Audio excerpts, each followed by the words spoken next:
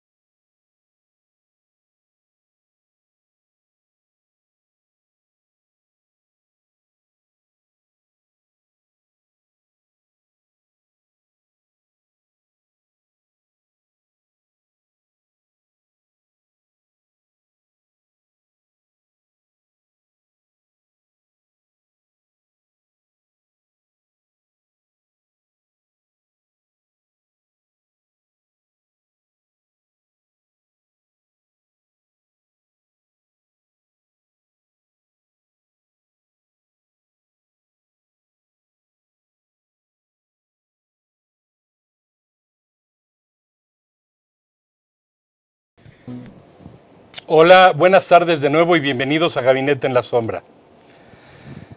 La sucesión presidencial, en palabras de Luis Espota, la parte más barroca del sistema político mexicano. Eso lo escribió en los años 70 ese gran escritor, junto con otras obras que hablan del sistema político.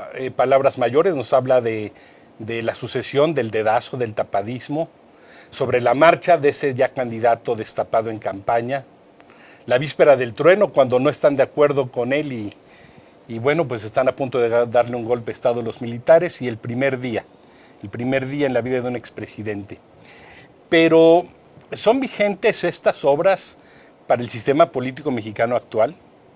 Hace algunos años, en la víspera de la sucesión del 2018, un conocido periodista me decía, no tengo autorización para dar su nombre, por eso no lo digo, pero él me decía que el sistema político mexicano no había cambiado. Todavía el presidente podía escoger a su sucesor entre el secretario de Hacienda o el secretario de Gobernación.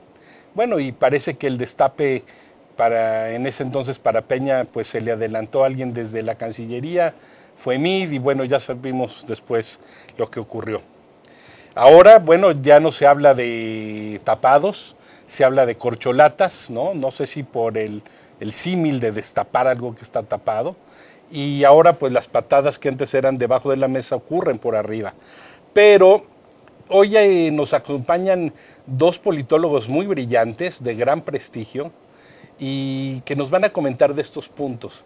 Está con nosotros el maestro Alfonso Zárate, quien es presidente del Grupo Consultor Interdisciplinario, que escribió hace algunos años ya algún libro sobre la sucesión, lástima que esté agotado. Ya también ha escrito otros libros muy interesantes.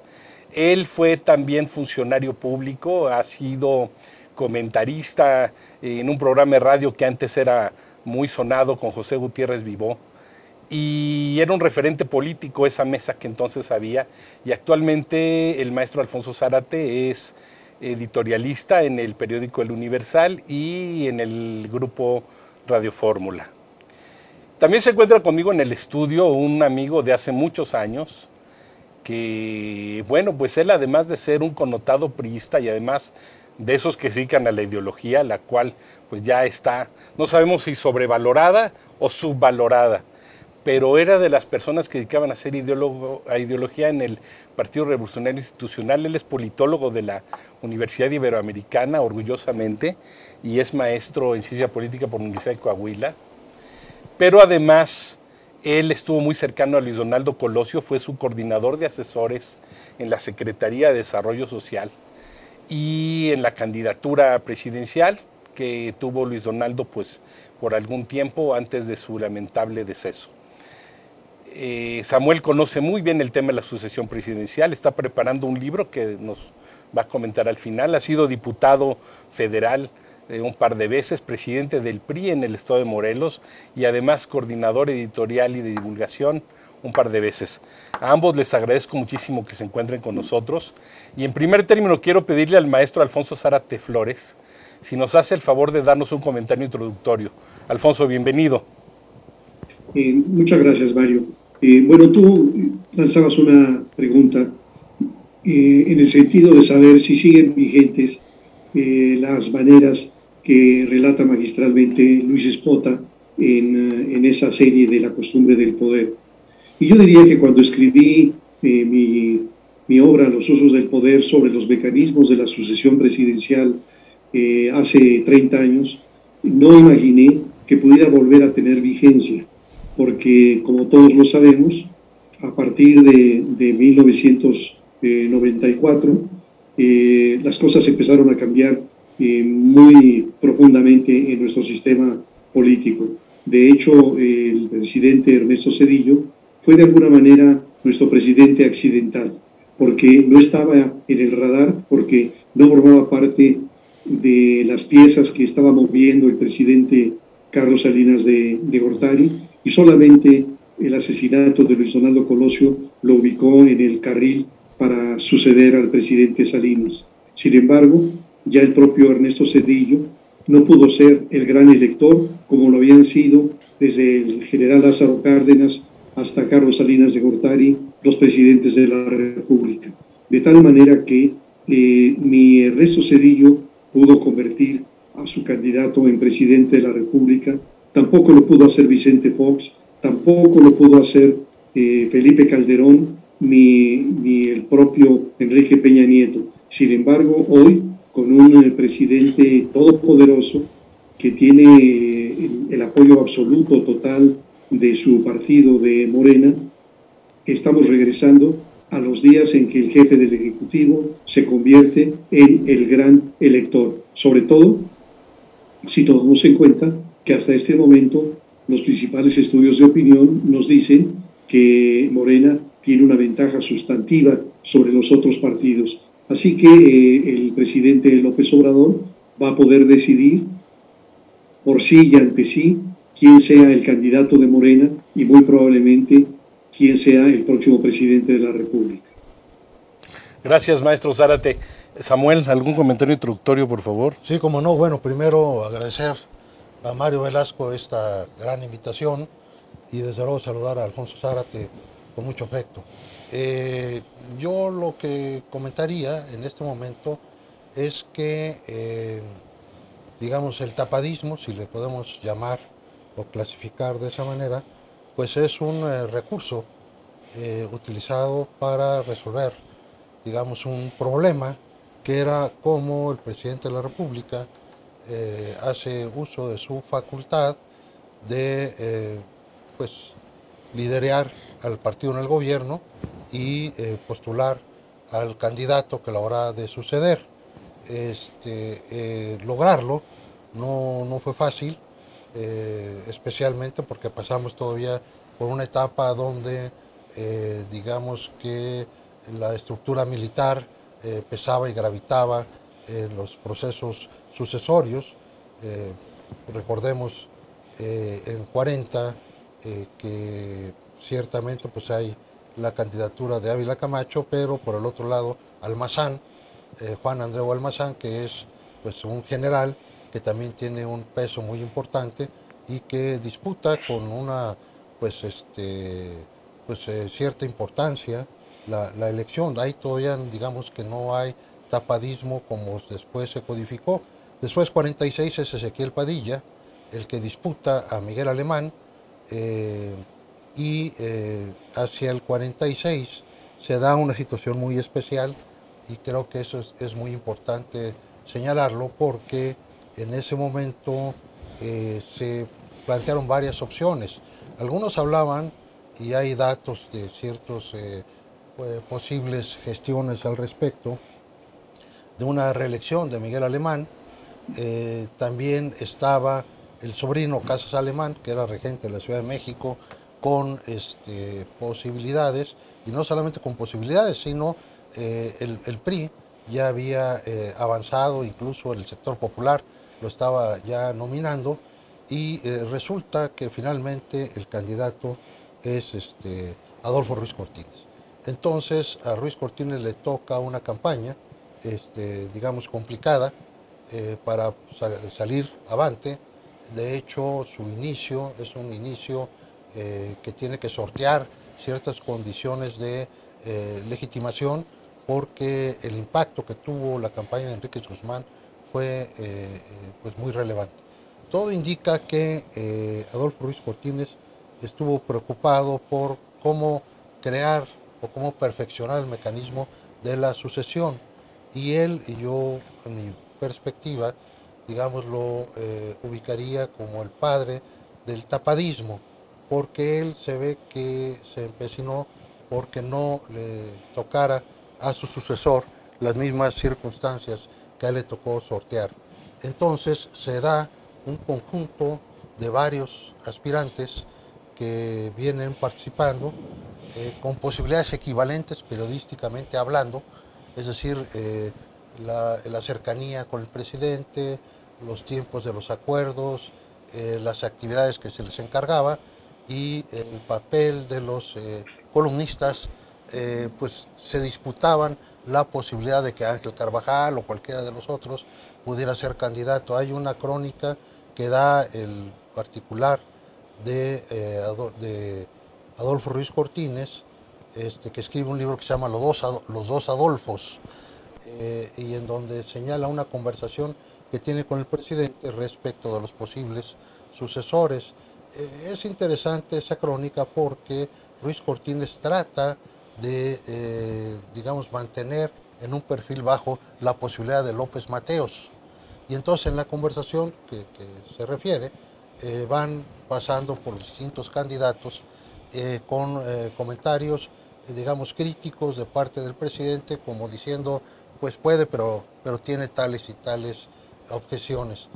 Y luego, al último, Humberto le dice, y bueno, y López Mateos, y dice, según esa crónica, Ruiz Cortines, pues ahora no me vas a decir que ese guatemalteco quiere ser presidente, ¿no? Por el chisme que había de que era ¿sí? la madre del presidente López Mateos de origen guatemalteco, Y algo se habían así, ¿no? ido a hacer una marcha hacia Guatemala cuando Vasconcelos y todo esto, un grupo de gente. Era el grupo de Vasconcelos, sí, López él Mateos. era orador, ¿no? Bueno, pero más allá de la discusión sobre la nacionalidad, es de que el propio presidente trata de desdibujar la posibilidad de que sea Adolfo López Mateos, y finalmente, digamos, Adolfo López Mateos lo es.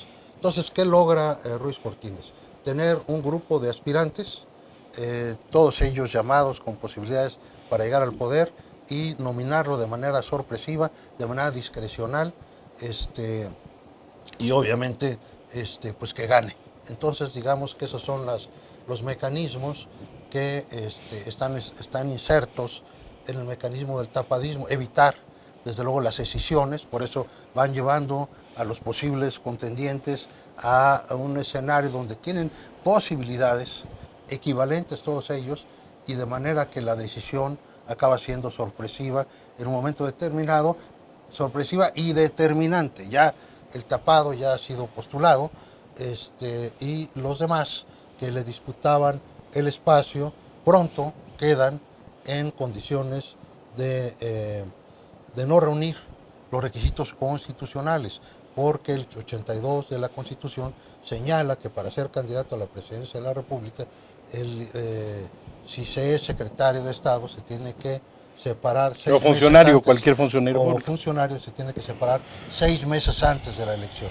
Entonces, siendo funcionarios públicos y manteniéndose en el cargo, quedan descartados de poder ser candidato. Entonces, el candidato nominado es, digamos, incuestionable su postulación, tiene el respaldo del presidente. Los demás que al interior del partido le disputaron el espacio quedan inhabilitados. Se da el fenómeno de la unidad y se da el fenómeno de pues la contundencia en esa postulación para ser proyectado al triunfo electoral. Alfonso, aquí lo que nos comenta Samuel Palma de esa inhabilitación en la que recaían los demás, muchos hemos pensado y lo han analizado de hace mucho otros analistas, que siempre procuraba el presidente en la sucesión dejar una alternativa B, precisamente por esa inhabilitación en la presidencia del partido. y si no era en la presidencia del partido, pues vemos que Zedillo pues fue el único habilitado por ser el coordinador de campaña. Claro, estaba Fernando Ortiz Arana, que era el presidente del partido entonces, pero no era él, pues digamos, el que se tenía pensado en designar por el perfil del proyecto económico, sobre todo, que había. ¿Qué nos dices al respecto un poco? Yo creo, Mario, que en este proceso tan apasionante, tan complejo y tan anacrónico, porque en realidad esa atribución del presidente de la República de decidir su propia sucesión, pues prácticamente nos regresaba a los tiempos de los Césares en Roma. Y como bien lo plantea Samuel, los presidentes tenían distintos mecanismos que contribuían a un engaño. El engaño iba a posibilitar que el verdadero candidato in pectore no sufriera un desgaste o un golpeteo brutal. Y yo creo que en el manejo de la sucesión, un caso magistral es el de la sucesión de Luis Echeverría Álvarez. ¿Por qué en el caso de Echeverría? Porque, como de alguna manera lo apuntas, Mario, en el momento en que se destapa, se postula como candidato al secretario de Hacienda, José López Portillo, al mismo tiempo el presidente hace una reorganización en el gabinete y sale del gabinete Porfirio Muñoz Ledo para ser el presidente nacional del PRI. Sale del gabinete Augusto Gómez Villanueva para ser el secretario general del PRI. Y sale del gabinete Hugo Cervantes del Río para ser el presidente del PRI en el Distrito Federal. ¿Esto qué significaba? Que en efecto un zorro como Luis Echeverría tenía un candidato A, pero tenía también el B, el C y el D. Es decir, que él estaba previendo que si ocurría algo imprevisto, una enfermedad, un atentado X, que descarrilara a López Portillo, él tenía automáticamente la posibilidad de reemplazarlo por Porfirio o por Augusto, o en el último de los casos, por Hugo Cervantes del Río. Y creo que en contraste, el presidente Salinas de Gortari, no obstante su formación, su preparación política, no tuvo esa astucia para preparar su plan B y su plan C. Es decir, que estaba tan seguro de que llevaría a Luis Donaldo Colosio a la presidencia, que no se molestó en preparar las condiciones para que, ocurrido lo que ocurrió, tuviera una segunda carta o una tercera. Yo no dudaría que quizá en la mente del presidente Salinas una segunda opción pudiera ser Manuel Camacho o Pedro Aspe. Sin embargo, no hizo cambios en el gabinete y en esa medida, cuando ocurre el atentado, se queda sin la única carta que tiene, y las otras cartas que tú has mencionado no formaban parte de su esquema, que además era, como bien lo sabemos, un proyecto transmilenario.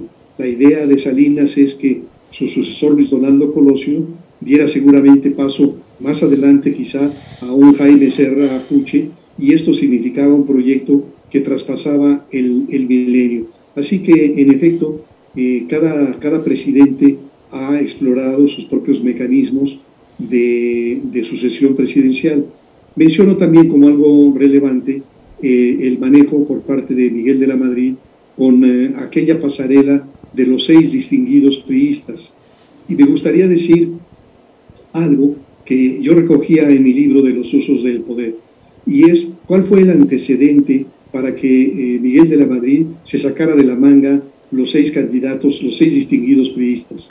Y el antecedente fue que desde unos meses antes empezaron elaboraciones en distintos medios de comunicación que revelaron que había un actor importantísimo en la sucesión, pero siempre oculto. Y ese actor importantísimo era el Consejo Mexicano de Hombres de Negocios, que había nacido en 1962, promovido por Bruno Pagliai, y que a partir de esa fecha se había convertido en un factor poderosísimo en la sucesión. Los señores del Consejo, de alguna manera, tenían una capacidad para votar y para vetar candidatos presidenciales. Pero esto se hacía de una manera oculta, es decir, cada 6 años, los señores del Consejo Mexicano de Hombres de Negocios le pedían una audiencia al presidente de la República, y en esa audiencia le decían: señor presidente, queremos su anuencia para reunirnos con el secretario A, el secretario B y el secretario C. con lo cual estaban mandando un mensaje. Para nosotros, los dueños de México, o así se sentían, la sucesión se debe decidir entre A, B y C. Y entonces el presidente le respondía en un arrebato de dignidad, diciéndole sí, pero también incluyan a X, Y y Z. Y entonces estos personajes escogidos acudían al comedor de alguno de los señores del Consejo, en donde eran sujetos a un examen a título de suficiencia. Es decir, que todos los miembros del Consejo obviamente eran amigos del secretario de Gobernación, del de Hacienda, del de Economía, del del Trabajo, porque en sus múltiples negocios tenían una relación de trato continuo. Pero lo que hacían en esas reuniones privadas era auscultarlos a fondo. ¿Y con quién gobernarías? ¿Y cómo enfrentarías este tema? ¿Y qué harías frente a este desafío? Y al término de esa pasarela secreta, regresaban con el presidente y le decían: señor presidente, qué bien vimos a los secretarios B, C y X. Y entonces esa era su manera de decir: si la sucesión se decide entre ellos, bien. Si no, nosotros vamos a estar atentos, alertas, vamos a pagar por ver, y hasta que no se resuelva la manera en que va a gobernar, estaremos apostándole nuevamente a las inversiones y a nuestro país y a México. Así que cada uno de los presidentes ha tenido una manera de atender este tema. El presidente López Obrador habla de corcholatas, lo cual a mí me parece muy prosaico, muy de mal gusto, muy ofensivo. En cambio, don Adolfo Ruiz Cortines, cuando se le preguntó en algún momento sobre este tema, dijo algo así como esto: corresponde al titular del Ejecutivo la grave responsabilidad de interpretar lo que quiere y lo que necesita el pueblo de México. Entonces hay un gran tránsito entre las palabras de Ruiz Cortines y las corcholatas de López Obrador. Bueno, yo creo que en ese aspecto ahí el politólogo involuntario al que hay que acudir es a Lampedusa, ¿no? Quizá todo cambia para que todo siga igual, siguiendo el gato pardo. Pues qué interesante lo que dice el maestro Zárate, y me hubiera encantado que hubiera estado aquí mi maestro don Miguel González Avelar, que en paz descanse, para que nos hubiera dado su relato, ya que fue él parte de esos 6 en esa pasarela. Samuel, yo quiero problematizar un tema también importante, que estamos hablando de la grande, pero la chica también contaba. Es decir, entonces el presidente podía garantizar quién podía ser el regente entonces de la Ciudad de México y jefe de gobierno. Yo creo que desde el 97 se perdió eso, cuando Alfredo del Mazo pierde la elección ante Cuauhtémoc Cárdenas y ya no hay esa designación. Y desde entonces, ¿no? La Bastida ayudó a que fuera Silva Herzog, pero pues a los dos no les fue muy bien en la elección. Y yo creo que ahora el presidente sí tiene la posibilidad de jugar con la chica. Tiene la posibilidad de jugar con la grande, la presidencial. El presidente López Obrador puede jugar con la chica, puede ofrecer la jefatura de gobierno de reserva a uno de los que no queden conforme con el resultado final. Y tiene también garantizado el liderazgo de la Cámara de Senadores y quizá la de la Cámara de Diputados, quizá, pero la de senadores yo veo muy improbable que la pierdan, dada la configuración de los estados que ahora gobierna Morena. ¿Qué opinas? Bueno, ya meternos al terreno de los pronósticos electorales es una materia, digamos, en sí misma. Se habla de pues, el muy seguro resultado a favor del partido en el gobierno, y en ello las encuestas que existen, sin embargo, y también la imagen del presidente y de su aceptación. Pero yo a este respecto quiero establecer que el régimen presidencial mexicano está de alguna manera diseñado y configurado para que la imagen del presidente y su aceptación siempre esté en un punto alto.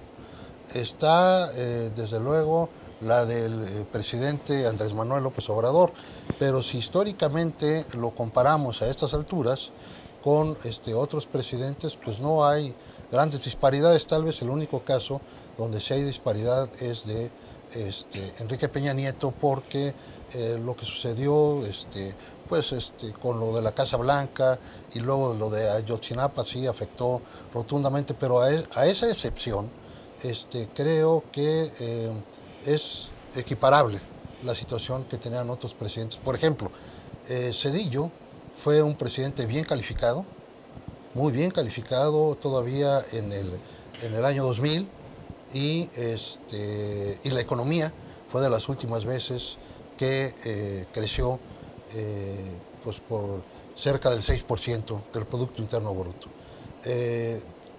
Cuando se hablaba de la posibilidad de que el PRI fuera derrotado, se pensaba regularmente por parte de todos los analistas que el escenario podía ser parecido al del 88, o sea, circunstancias de devaluación, fisuras internas, un escenario de crisis. Un escenario de crisis, y entonces la posible derrota del PRI. Pero lo sorprendente del 2000 es que la derrota del PRI no se da en un escenario de crisis, ¿no? O sea, el candidato a la Bastida, después del proceso interno, está bien aspectado, por llamarle de alguna manera, ya en el desempeño de la campaña empieza a perder puntos, pero como decíamos, el presidente Zedillo está bien calificado y la economía marcha bien, y es derrotado. Entonces, esto lo digo para polemizar un poco sobre, pues anticipar resultados. Y en el tema del tapado y de las corcholatas, yo estoy de acuerdo con Alfonso, no solamente en el sentido del mal uso del lenguaje, que también estoy de acuerdo con Alfonso, sino de la burda, digamos, equiparación o uso, porque en este caso hay varias cosas que están operando en las corcholatas. Uno, el tiempo en el que se nominaron, es decir, prácticamente pues a la mitad o un poco más después de la mitad del gobierno, del sexenio, pues fueron nominados. Es un tiempo demasiado, digamos, anticipado, y que respecto a la legislación mexicana, que ha tratado por razones históricas de evitar que la conquista del poder se dé desde el poder, ¿verdad? Pues obviamente califica los actos anticipados de campaña y el de que desde los espacios públicos se haga campaña, ¿no? Entonces coloca inmediatamente a estos candidatos, y hoy mismo vemos alguna polémica en el partido Morena de reclamos que se están dando, ¿no? Entre ellos. Y por otro lado, también el de las divisiones, las pugnas internas. En el caso del tapadismo, lo que se hacía era acercar lo más posible la nominación de estos distinguidos priistas con posibilidades de ser candidatos, pues a los tiempos de la postulación, de tal manera de evitar, en la medida de lo posible, esta doble condición, que el candidato es funcionario público y se puede servir del cargo. En este momento las corcholatas no tienen ese prurito, no tienen esa preocupación, y creo yo que se están colocando directamente en una línea de posible controversia, impugnación de carácter legal y de polarización ante los otros partidos, porque es evidente que pues están haciendo uso de condiciones, digamos, excesivas e inequitativas. Entonces, y por otro lado, el hecho de que sea el propio presidente el que los nominó. Digamos, en el caso de los tapados, y sin que yo pretenda defender los tapados, pero estamos hablando de las reglas que había, es del presidente evitaba ser el que los anunciara, y siempre se había algún mecanismo de algún ilustre priista que refería a los X número de distinguidos priistas que estaban llamados.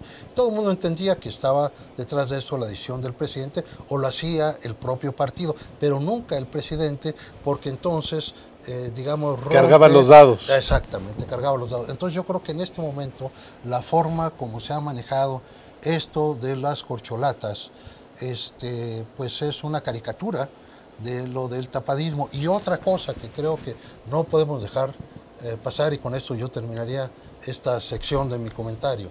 El tapadismo fue un mecanismo inscrito dentro de lo que podemos denominar el presidencialismo mexicano, cuya característica fundamental fue el uso de facultades metaconstitucionales, decía Carpizo, del presidente de la República, en ellos a través de su partido, y un partido que tenía la hegemonía ¿no?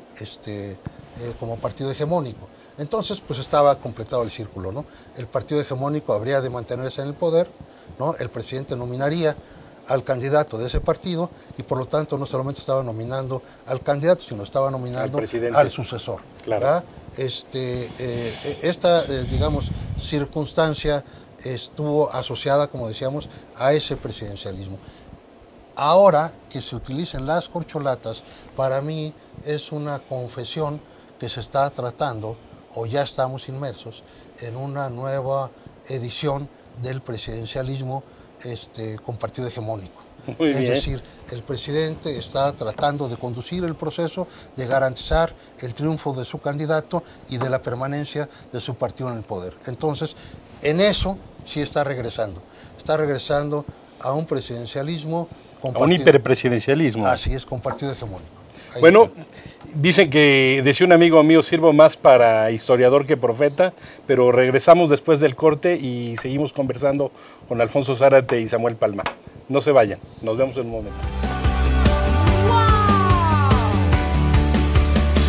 Wow MX.tv. Son unos animalitos preciosos, ¿verdad? Mira, es un animal de compañía, de fácil manejo. Si te fijas, son pequeños. El que tú tienes ya no es tan pequeño. Te traje uno de alrededor de 6 meses. Vamos a ver, como les comentaba, los próximos estrenos. Una película preciosa que me tocó ir a la función de prensa que se llama Te llevo conmigo. Escritor, el periodista, el galerista, y quién sabe cuántas cosas más. Y lo que se acumula en la semana. Esos pedazos de vida de Sandra Becerril y todo lo que tienes allá adentro y que lo plasmas en unas letras increíbles que te van llevando. Simplemente lo que les acabo de leer. Las canciones que hacía Rafael y que hiciera Juan Gabriel. ¿Cómo están, mi gente bonita, hermosa, lindos, divinos, todos hermosos, maravillosos? Desde aquí les mando todo mi corazón. Pero estar aquí contigo y que seas mi padrino y que manifiestes lo que significa para ti la tinta en la piel es increíble. Sandy, sabes que te quiero muchísimo. En esta historia en la que una cantante muy famosa y su novio, que también es un cantante muy famoso, escribe una canción que se llama Marry Me, Cásate Conmigo. Como ustedes conecten con el dibujo está perfecto, ¿eh? Y ahí tenemos a este personaje, ¿verdad? Es fácil dibujar, así que pues anímense.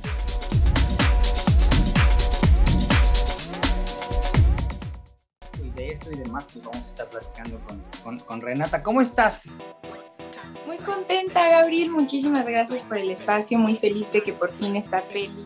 Quiero decirte que si eres una de esas personas que está todo el tiempo esperando que llegue alguien para motivarle, para decirle algo bueno, para que reconozca lo bueno que haces al mundo, o para que... Miguelisa González, que la sigue rompiendo, que está en ojo del huracán, en boca de todos, bueno, un spotlight a todo lo que da. No para nadie, por ella.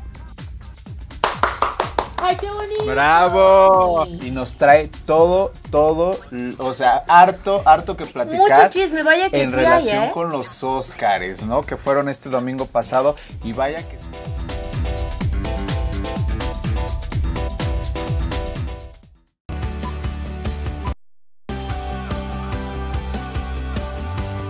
Wow MX.tv. Bueno, pues aquí la caricatura de Fernando Morales, el gran caricaturista veracruzano, que es nuestro caricaturista oficial. Y esta caricatura sirvió para hacer el promocional, donde aparecen el maestro Zárate y Samuel Palma, ¿no? Ahí está el tapado medio asombrado viendo las corcholatas y el dedo señalando las corcholatas. Alfonso, contemporizando un poco este intento de hacer otra vez un partido hegemónico con esas características de un diseño donde puede el presidente equilibrar tanto a los empresarios en un sentido externo, poderes regionales, gobernadores, líderes parlamentarios, distintos legisladores, líderes de grupos sociales, y meterlos en la sinergia de una direccionalidad hacia una persona, mujer o hombre. ¿Qué opinas? Yo creo que en el caso de Morena, la paradoja es que no ha logrado convertirse en un partido político, que sigue siendo un movimiento. Y diría también que la paradoja del presidente López Obrador es que no ha logrado convertirse en un presidente de la República, sigue siendo un activista social. Entonces, resulta muy difícil que un presidente que es más que presidente, un activista social, y un partido que más que partido es un movimiento social, logren cambiar lo que parece que está en su naturaleza. Y me gustaría aprovechar, Mario, para señalar la complejidad de este proceso y la complejidad de este desenlace. Yo observo que generalmente los analistas y los medios de comunicación le dan un enorme despliegue a los estudios de opinión, es decir, la manera en que las casas encuestadoras van midiendo las preferencias electorales por un personaje o por otro más. Y en función de eso se construyen las especulaciones respecto al futuro. Pero yo siento que al final de cuentas el resultado, el que va a ganar, va a ser el producto de la compleja articulación de una serie de variables que menciono. Una primera, que es de las más importantes, la maquinaria político-electoral, es decir, el partido político. Y creo que hay evidencias en el sentido de que esa maquinaria puede lograr incluso llevar al poder a alguien que tiene un perfil anticlimático. Pienso, por ejemplo, en la experiencia del Estado de México, cuando un partido muy fuerte, que es el PRI en el Estado de México, logra ser gobernador a un Arturo Montiel o a un Alfredo del Mazo. Creo que en los dos casos se trataba de figuras muy anticlimáticas que no conectaban con el electorado y sin embargo la fortaleza de la maquinaria los lleva al poder. El segundo elemento es ciertamente el candidato. Eso lo estamos viendo a nivel planetario, en donde crecientemente el elector vota por el candidato y no por el partido y no por la ideología, sino vota por la conexión, una conexión, digamos, de orden emocional fundamentalmente con el candidato. Entonces, si el candidato tiene una gran capacidad para conectar con el electorado, va en caballo de Hacienda. Pero estas son apenas las dos primeras variables. La tercera es la disponibilidad de recursos y la operación a ras de suelo, tanto del gobierno federal como de los gobiernos estatales y municipales. Y creo que, bueno, en esta variable, quien lleva a mano es Morena, no solamente por las enormes prerrogativas, sino también por los apoyos del gobierno federal y de los gobiernos de los estados. Pero luego está una cuarta variable, que es el legado, es decir, la lectura que haga la ciudadanía de los saldos de la administración que concluye y el impacto que esto tiene en el humor social. Y creo que aquí una variable que no jugaba en el pasado, pero que sí va a jugar en esta ocasión, es el nivel de respaldo social al presidente de la República y la capacidad que tenga para transferir ese apoyo a el candidato que escoja. Después están los resultados del proceso de elección dentro de los partidos, lo que ya hemos visto muchas veces, en donde no se maneja con la suficiente sensibilidad e inteligencia y que deja lastimaduras y que esas lastimaduras dejan fracturas. Ese es otro dato que puede modificar el comportamiento del electorado. Otro factor más es la campaña. La campaña, la estrategia electoral y las ofertas. Y aquí me gustaría destacar cómo en la campaña de 2018 no hubo ninguna fuerza política que tuviera una oferta tan seductora como la de López Obrador. La pensión para los viejos, la pensión para los discapacitados, para los jóvenes estudiantes. Para las madres solteras. Para las madres solteras. En el caso de las madres solteras era todavía más sugerente, porque les ofrecía máquinas de coger. Y naturalmente que eso tenía un impacto en el comportamiento electoral. Luego están, desde luego, los debates y los postdebates, es decir, la capacidad que tengan los candidatos para debatir, para argumentar, para refutar, y desde luego, una variable más, los amarres con los poderes fácticos, legales o ilegales.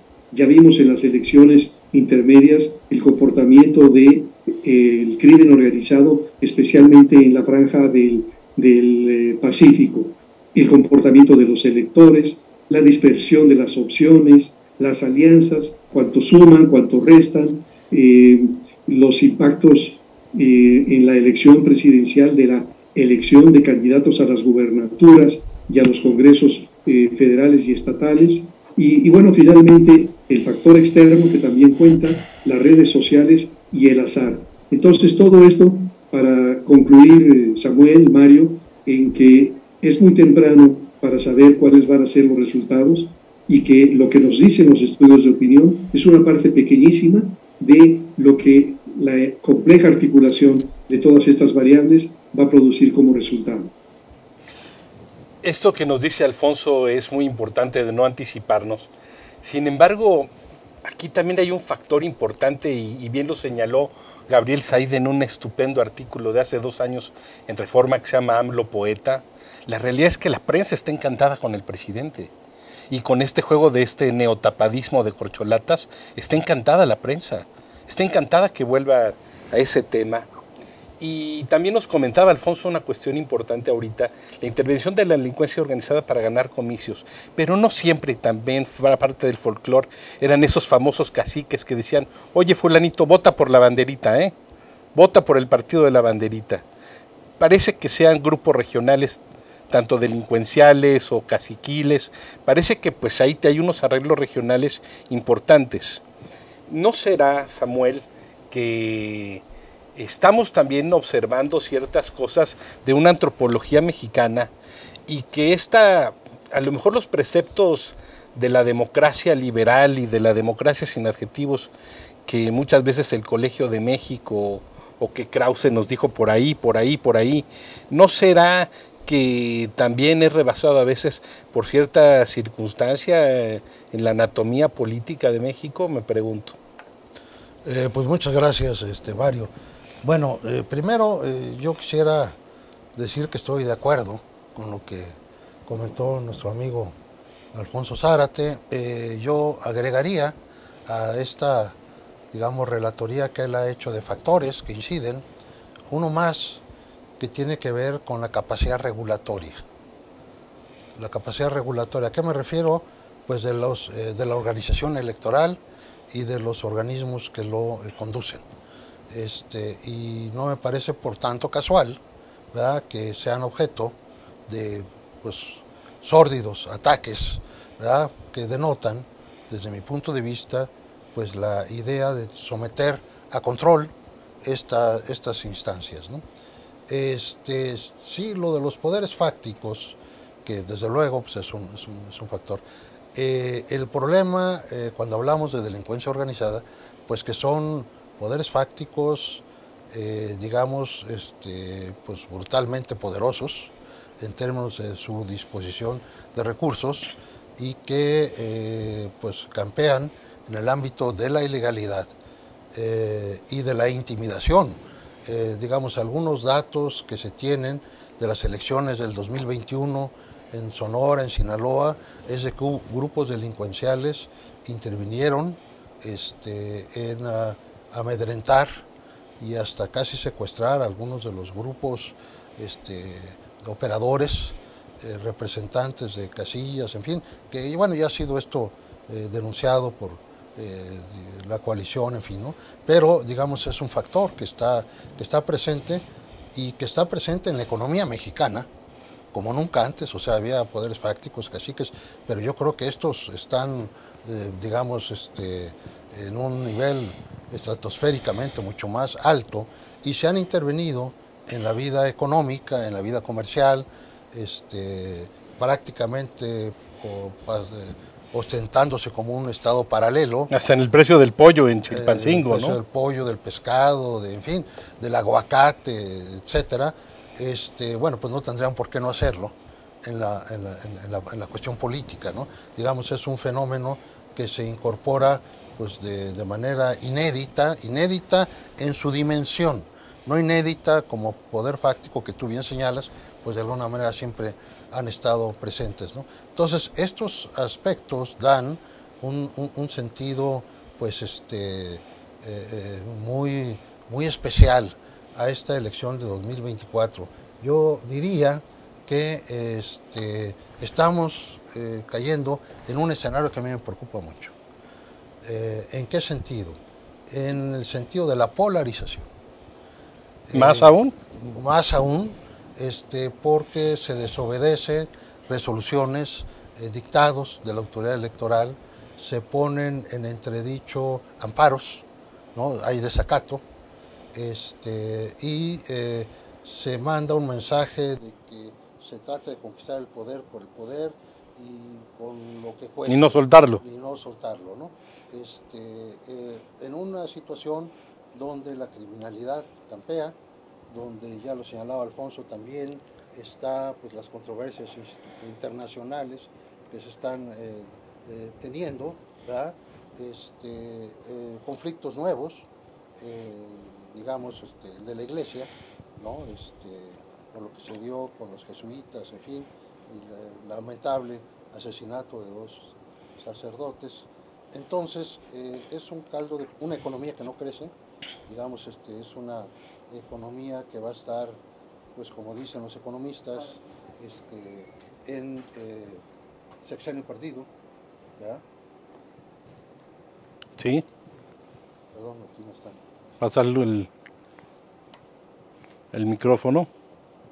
Bueno, pues en lo que le arreglan el micrófono a Samuel Palma, Alfonso, tú que conoces mucho y tienes muy bien el tema del pulso internacional, quiero compartirte algo con ustedes, y es que ese liderazgo que ha surgido en América Latina del presidente López Obrador por varios gobiernos que son coincidentes en ese espectro de la izquierda y que se han recargado en él. Recordemos lo que pasó en Los Ángeles, donde aunque acudieron algunos mandatarios como Fernández de Argentina, otros como el de Bolivia, le siguieron al presidente. Castillo en Perú se ha recargado mucho en él. Gustavo Petro también, incluso hay un artículo muy interesante de Andrés Oppenheimer, donde dice que quizá Colombia no sea la próxima Venezuela, sino sea el próximo México. Pero de alguna manera también el presidente, y en el marco de la CELAC, el presidente de la República ha tomado un liderazgo que hacía tiempo se había perdido. Lo hemos platicado aquí con el gran latinoamericanista Edgar Jiménez Cabrera, y que el presidente se está volviendo un referente para estos gobiernos de izquierda tanto extrema, no solamente Cuba, Nicaragua o Venezuela, sino también para los que han ganado las elecciones como Castillo o Petro en Colombia. ¿Qué opinas, Alfonso? Sí, yo creo que de alguna manera el presidente López Obrador está emulando el papel que jugó el presidente Luis Echeverría. A Luis Echeverría le tocó, digamos, su primera juventud, los 18 años, en la época en que gobernaba Lázaro Cárdenas. Y en alguna de sus conversaciones con Luis Suárez, el propio Echeverría dice que para él el ejemplo del general Cárdenas fue algo que ha tenido siempre presente y que procuraba de alguna manera imitarlo. Y yo diría que el presidente López Obrador vivió también años de su juventud durante el periodo de Luis Echeverría y que seguramente está influido por varios factores que corresponden tanto a Echeverría como a Lázaro Cárdenas. Por un lado, digamos, esta cercanía con el pueblo. En segundo lugar, la enorme vitalidad que le implicaba al general Cárdenas recorrer todo el país, lo mismo Echeverría, que podía aparecer una mañana con enequeneros en Yucatán y en la noche con ganaderos en Sonora, y es el mismo activismo del presidente López Obrador. Pero también el presidente Echeverría intentó jugar el papel de un líder del tercer mundo, y de ahí su cercanía con Salvador Allende, con el presidente Fidel Castro, con otros líderes del tercer mundo. Así que, en efecto, el discurso antiimperialista de López Obrador, un discurso que a mí me parece tiene importantes riesgos, y alguna de sus manifestaciones, digamos, más absurdas es esta idea de desmontar el monumento en Nueva York a la libertad y algunos otros, lo constituye en sí como una figura importante para la izquierda latinoamericana. Pero cuando yo estoy pensando en el factor externo como una influencia en la sucesión presidencial, estoy imaginando otra cosa. Estoy imaginando que súbitamente, si el candidato X es un candidato que sienten peligroso para los intereses norteamericanos, suelten algunos de los expedientes secretos que sin duda alguna guarda la DEA, que guarda la CIA, que guarda el FBI, y para eso están los testigos protegidos que han ido a Estados Unidos a soltar la sopa y hablar sobre sus redes de protección, sobre sus relaciones con los poderes institucionales, etcétera. Entonces, imaginar que en un momento determinado de la campaña presidencial, antes del día de las elecciones, estallaran algunos de estos escándalos que dinamitan una candidatura. Pienso que en ese sentido el factor externo puede jugar un papel perverso en la sucesión presidencial. Bueno, Alfonso y Samuel, pero parece que la DEA también trató de influir desde hace mucho cuando se metió en el tema, para decir, de Bartlett y de lo de que estaba involucrado incluso en la tortura del Kiki Camarena. O sea, que la DEA y la CIA siempre han querido intervenir en la sucesión, es parte del riesgo propio de la sucesión. Samuel, un breve comentario, muy breve, de tu próximo libro que se va a aparecer. Gracias. Bueno, sí, estoy en la idea de referir la lucha por el poder, la lucha por la presidencia y de las reglas que se han ido construyendo para tratar de ordenar esos procesos. Obviamente ahí pues el tema del tapadismo tiene su lugar, y referencias que algunas ya se han hecho aquí, otras pues es José Villegas también tiene en el libro del sistema político mexicano una referencia y muy importante hacia el tapadismo, y bueno, son pautas que hay que tomar en cuenta. Por ejemplo, José Villegas habla de que a base de estarse reeditando el sistema del tapadismo, alteró las reglas en el sentido de que ya los posibles tapados no asumieron una actitud pasiva, o pudieran no asumir una actitud pasiva y podrían ser proactivos para construir sus condiciones de ser los beneficiarios, y en ese sentido habló del derecho de sucesión, es decir, que alguno de los tapados podría, digamos, arguir, sentir que su labor, la naturaleza estratégica de su tarea, le da un derecho de sucesión. Bueno, este es un tema, habría que preguntarnos si entre las corcholatas hay alguien ¿verdad?, que plantee el derecho de sucesión, y qué tan proactivas son las corcholatas en términos de construir sus condiciones para lograr esta, digamos, nominación en términos de pues prácticamente de una guerra convencional, pero que no deja de ser guerra frente a los otros contendientes. Entonces, bueno, yo el libro que estoy por publicar va precisamente en esta dirección, la lucha por la presidencia, las reglas que se han construido. Y esperemos que nos dejes presentarlo aquí. No, hombre, yo encantado. Ya se nos acabó el tiempo y yo los lamento interrumpirlos, pero vamos a ver por un volumen 2 más adelante. Le agradezco mucho al maestro Alfonso Zárate que nos haya acompañado, y a Samuel Palma César. Mario, Alfonso. Y Alfonso, si quieres decir algo, nada más. Solamente como empezaste recordando a Luis Espota y preguntando si sigue vigente esa manera de atender el tema sucesorio. Creo que sí, y el tema sucesorio sigue siendo la reflexión política más apasionante en nuestro país. Sin duda. Invitación. Sin duda. Y nos vemos en el siguiente Gabinete de la Sombra. Buenas tardes y buena suerte. Gracias.